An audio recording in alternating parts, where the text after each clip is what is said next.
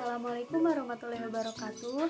Perkenalkan, nama saya Yola Yolanda, NPM 19420093 dari 2K4. Di sini saya akan mempresentasikan hasil praktikum yang telah dilaksanakan sebelumnya. Dan bahan alam yang saya gunakan untuk praktikum kimia zat warna ini adalah daun jambu biji. Daun jambu biji memiliki nama latin Psidium guajavalis yang mengandung minyak atsiri, senyawa tanin, terpenoid, flavonoid, resin, antosianin, dan alkaloid. Flavonoid merupakan kelompok flavonol turunan senyawa benzen yang dapat digunakan sebagai senyawa dasar zat warna alam. Jadi daun jambu memiliki kemampuan untuk mewarnai bahan sehingga dapat menambah dan memperkaya jenis-jenis zat warna alam yang ada. Struktur tanin ini memiliki gugus CO sebagai pembawa warna dan gugus OH sebagai gugus ausokrom sebagai pengikat warna yang menyebabkan warna coklat. Nah, kandungan ini tuh yang menyebabkan pigmennya mudah sekali melepaskan zat tersebut pada bahan kain.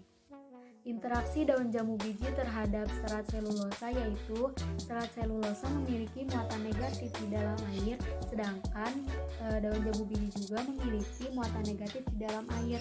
Maka akan terjadi gaya tolak-menolak antara molekul serat selulosa dengan zat warna jambu biji ini.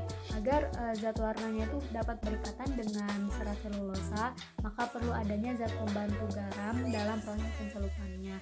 Ion Na+ pada garam ini akan menetralkan dan mengurangi muatan negatif yang terdapat pada serat selulosa, sehingga zat warna yang berikatan dengan serat selulosa ini akan menjadi lebih banyak. Interaksi daun jambu biji sebagai zat warna alam dengan serat sintetik yaitu pembentukan ikatan garam dengan gugusan amino di dalam serat.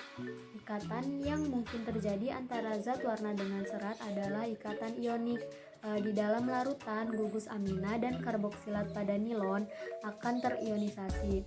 Jika ke dalam larutan itu ditambahkan suatu asam, maka ion hidrogen asam langsung berikatan dengan ion karboksilat pada nilon, sehingga terjadi gugusan ion amonium bebas yang memungkinkan terbentuk ikatan ionik dengan zat warna.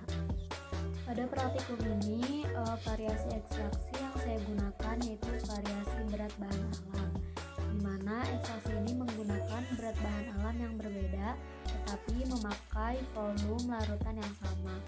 Saya menggunakan gelas untuk pengukurannya. Untuk ekstraksi yang pertama, saya menggunakan 1 gelas daun jambu biji, dan untuk ekstraksi yang kedua, saya menggunakan 2 gelas daun jambu biji. Perbedaan variasi ekstraksi daun jambu biji akan menghasilkan ekstrak daun jambu biji yang berbeda pula. Dari hasil praktikum yang telah dilaksanakan, didapat bahwa larutan hasil ekstraksi 2 yang menggunakan daun jambu biji 2 gelas menghasilkan warna yang lebih pekat dibandingkan dengan larutan ekstraksi yang pertama yang menggunakan daun jambu biji 1 gelas.